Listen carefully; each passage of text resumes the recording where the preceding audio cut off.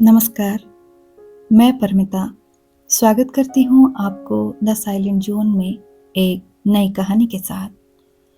कहानी का नाम है बियाहा। कहानीकार हैं सुभद्रा कुमारी चौहान। चलिए सुनते हैं। जबलपुर से आजमगढ़, धेवड़े दर्जे का जनाना डिब्बा और पूरे डिब्बे में अकेली मैं। डाक गाड़ी हवा में उड़ती चली जा रही थी और मेरे दिमाग में रह रहकर एक ही बात चक्कर काट रही थी कि जब जब मैं बच्ची को लेकर चलती हूँ, डिब्बे में तिल रखने की जगह नहीं होती। और आज जब मैं बिल्कुल अकेली हूँ, तो डिब्बे भर में यात्रा करने वाली एक भी स्त्री नहीं। साथ में ना तो कोई पुस्तक थी और ना अखबार। मुझे अकेलापन अखरने लगा। बच्ची साथ होती तो वो इस बेंच से उस बेंच, इस खिड़की से उस खिड़की, डिब्बे भर में दौड़ लगाती और उसे संभाले रखने में मैं इतनी व्यस्त रहती कि ना तो पुस्तक का ही अभाव खटकता और ना किसी सहयात्री का। जबलपुर से चलकर गाड़ी कटनी में रुकी। दूसरे डिब्बे में कई यात्री चढ़े और कई उतरे, पर इस जनाने इंटर में कोई परिवर्तन ना हुआ।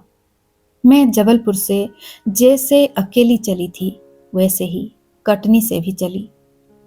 डाक गाड़ी फिर हवा से बातें करने लगी। सतना आया। ट्रेन की गति कुछ धीमी पड़ी और मैं उठकर खिड़की के पास बैठ गई। देखा, एक छोटा सा बच्चा, लड़की या लड़का, प्लेटफॉर्म पर दौड़ा चला आ रहा था। उसके हाथों में एक छोटी सी पीतल की थाली थी। थाली में एक छोटी सी कटोरी, एक गिलास, सबकी आरती उतारने की मुद्रा में पकड़े वो दौड़ रहा था। ट्रेन रुकी और वो बच्चा भी रुक गया, ठीक मेरे डिब्बे के सामने। तभी मैंने देखा, एक कांस्टेबल और स्टेशन के 2-3 कर्मचारी आपस में उस बच्चे के विषय में कुछ कह रहे थे। बच्चा उन्हीं के पास खड़ा था। जाने क्या सोच विचार कर वो कांस्टेबल बच्चे को लाया और दरवाजा खोलकर डिब्बे में बिठा दिया। बच्चे को बिठाने के बाद वो मुझसे विनय भरे स्वर में बोला, बहन, आप जरा इस लड़की को इलाहाबाद में उतार देना। कई दिनों से ये गाड़ी पर आती है, कहती है कि इलाहाबाद जाऊंगी। मैंने पूछा, पर ये बच्ची है किसकी? ये तो मैं नहीं जानता, कांस्टेबल ने कहा, पर इसे इलाहाबाद जाना जरूरी है। कई दिनों से कह रही है और गाड़ी के पास दौड़ कर आती है। मैं और कुछ पूछूं कि सीटी हो गई और ट्रेन चल पड़ी। मैंने सोचा कि ये भी एक मुसीबत ही है। ट्रेन इलाहाबाद 11 बजे के करीब पहुंचती है। आज 1 घंटे पीछे जा रही है, तो 12 के पहले क्या पहुंचेगी? और इलाहाबाद पहुंचते पहुंचते ये सो गई तो क्या इसे कोई लेने आएगा? कोई ना आया तो इसे किसे सौंपूंगी? एक साथ बहुत से प्रश्न मेरे मन में उठे, पर ट्रेन चल चुकी थी और मेरे प्रश्नों का उत्तर देने वाला कोई न था। अब मैंने मुड़कर उस बच्ची की ओर देखा।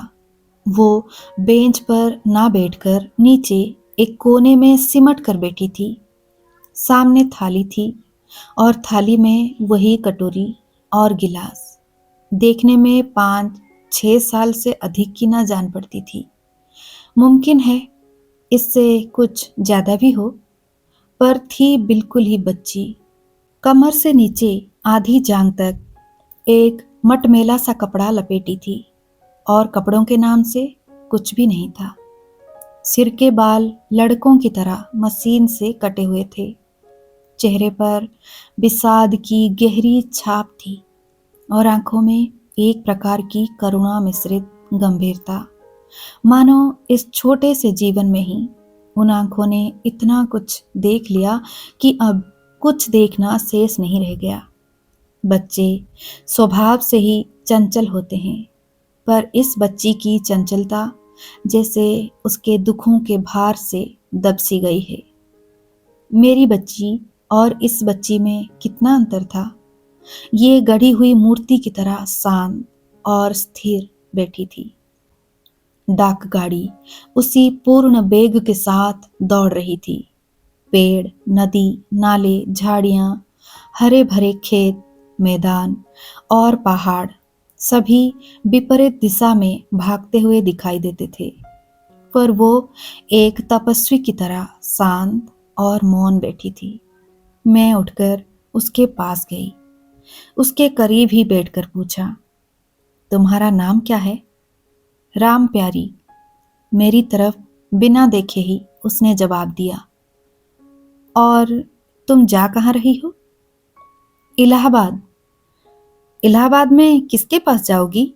मैंने फिर पूछा, और इस बार सिर उठाकर मेरी तरफ देखते हुए उसने कहा, अपने बियाह के पास जायत लाग है।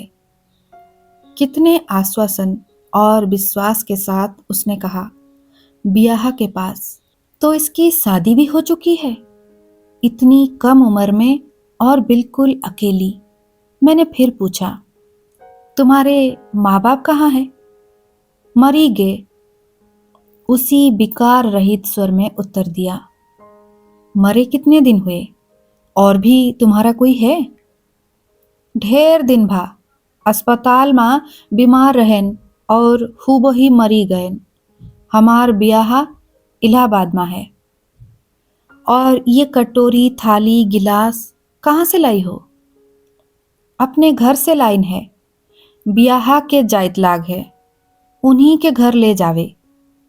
आह, मैंने सोचा, ये बेचारी बच्ची जिसके माँ बाप के मरने पर ब्याह ने एक बार खोज खबर तक ना ली, उसी ब्याह को स्वयं पैतृक संपत्ति लेकर खोजने निकली है।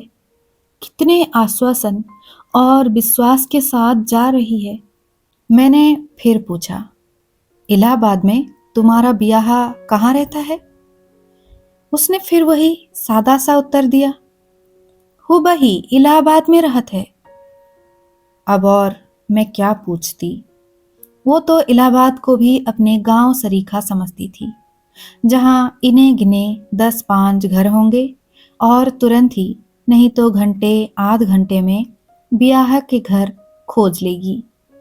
मैंने फिर पूछा, इसके पहले भी कभी ब्याह के घर गई थी? उसने आश्चर्य मिश्रित कातरता के साथ मेरी ओर देखा, फिर बोली, चला भय, बिना ब्याह के घर को नहीं जात, तो हम कैसन के जायत? अब इसके आगे प्रश्न करना अत्याचार होता। इस अदम्य और अटल विश्वास पर आघात करने का मुझे साहस न हुआ। गाड़ी उसी तेजी के साथ चली जा रही थी। ठंडी हवा तीर की तरह भीतर आकर शरीर को कंपाने लगी। मैंने अपनी लंबी बाह का ब्लाउज निकाल कर पहना और शॉल ओढ़ ली, और उसी समय मेरी दृष्टि उस राम प्यारी पर पड़ी, जो कमर तक का छोटा सा कपड़ा पहने खुली बैठी थी, पत्थर की प्रतिमा की तरह, जिसके लिए सर्दी गर्मी सब समान है। मैंने सोचा, क्या इसे सर्दी नहीं लग रही होगी? मेरी बच्ची साथ होती तो उसका कोई कपड़ा इसे पहनने को दे देती। अब इसे दूं भी तो क्या दूं? मेरे शरीर पर ब्लाउज और शॉल मुझे काटने से लगे। मैं केवल 2 दिनों के लिए जा रही थी, इसीलिए कपड़े भी इन्हें गिने थे। अंत में बहुत सोच विचार के बाद मैंने तय किया कि बिछाने की चादर के बिना मेरा काम चल सकता है, और उसे निकालकर मैंने उस बच्ची को अच्छी तरह से उड़ा दिया। वो कुछ बोली नहीं, विस्मय के साथ मेरी ओर देखती भर रही। शाम बढ़ चुकी थी, कुछ भूख सी मालूम होने लगी। अब खाना भी हम दोनों ने एक साथ खाया। मैंने एक अपूर्व संतोष का अनुभव किया, ऐसा संतोष जिसमें एक आभार छिपा था। इस लड़की ने मेरे मातृत्व को क्रियाशील होने का अवसर दिया। खाना खाने के बाद कुछ देर के लिए लेट जाने की आदत है, और मैं लेट गई। कुछ उनिंदी सी। इतने में गाड़ी फिर रुकी। ये माणिकपुर था। चित्रकूट दर्शन करके लौटने वाली स्त्रियों का एक झुंड एक साथ ही डिब्बे में भर गया। मैंने पैर समेटकर दो स्त्रियों को बैठने की जगह पैतानी कर दी, पर उठी नहीं, लेटी रही। पहले तो वो आपस में बातचीत करती रही, फिर उनका ध्यान उस लड़की की ओर गया और पूछताछ शुरू हो गई। मेरे पास बैठने वाली ने मुझसे पूछा, क्यों बहन जी, ये बच्ची आपके साथ जा रही है? और मैं नहीं कहकर फिर सो गई। अब सीधे उसी से प्रश्न होने लगे। क्या पूछा गया मैं सब तो नहीं सुन सकी, पर राम प्यारी को ये कहते सुना, इलाहाबाद अपने बियाहा के पास जायतलाग है। और फिर उन स्त्रियों की हंसी सुनी। मुझे फिर नींद आ चली थी, मैं सो गई। थोड़ी देर बाद बहुत शोरगुल सुनकर मैं उठ बैठी। देखा तो सामने ही पटिए पर बड़े बड़े अक्षरों में लिखा था, इलाहाबाद जंक्शन। सजग होकर मैंने उस कोने को देखा जहां राम प्यारी बैठी थी, पर वो वहां नहीं थी। मेरी चादर समेटकर मेरे पैताने रखकर राम प्यारी अपने बियाह को ढूंढने चली गई। सामने प्लेटफॉर्म पर जहां चित्रकूट के दर्शन का पुण्य लाभ करके लौटने वाली स्त्रियों का समूह खड़ा था, जिनसे बिना टिकट के यात्रा करने के कारण टिकट जांचने वाली महिला डबल किराए के लिए उलझ रही थी, मैंने देखा राम प्यारी कटोरी, गिलास और थाली को आरती की मुद्रा में पकड़े खड़ी है। उन स्त्रियों के साथ वो भी रोक ली गई थी, उन स्त्रियों के ये कहने पर कि ये लड़की उनके साथ नहीं है। टिकट जांचने वाली महिला ने राम प्यारी से पूछा, छोकरी तू कहाँ जाएगी, कहाँ से आई है? और राम प्यारी का उत्तर था, घर ते आयत लाग है, अपने ब्याह के घर जाब। और वो आगे बढ़ गई। मैं देखती रह गई। जॉन्सन का कोलाहल उसी प्रकार चल रहा था, पर मेरे कानों में राम प्यारी का स्वर ब्याह के घर गूंज रहा था। क्या वो राम प्यारी का ही स्वर था? वो छोटी सी बच्ची क्या जाने ब्याह को? ऐसा लगा कि युग युग से कोई अज्ञात बाणी, जिसे सीता और सावित्री कहते हैं, उस बच्ची के कंठ से प्रतिध्वनित हो रही थी। मैं सोच रही थी कि मैं सांसारिक बंधनों से और अभी तो आजमगढ़ के कवि सम्मेलन से ना बंधी होती तो राम प्यारी के पीछे पीछे जाती, देखती वो अपने ब्याह को कैसे खोजती है। आह, ये अन्वेषण कितना सुंदर होता। पर अब तो रह रहकर एक ही प्रश्न उठ रहा था, जो अभी भी अनुत्तरित ही है, उसका ब्याह उसे मिला भी या नहीं। कहानी समाप्त हुई। दोस्तों, ये थी कहानी ब्याह। फिर मिलेंगे एक और शानदार कहानी के साथ। मैं लेती हूँ विदाई। आप सुनते रहिए द साइलेंट जोन। जय जगन्नाथ।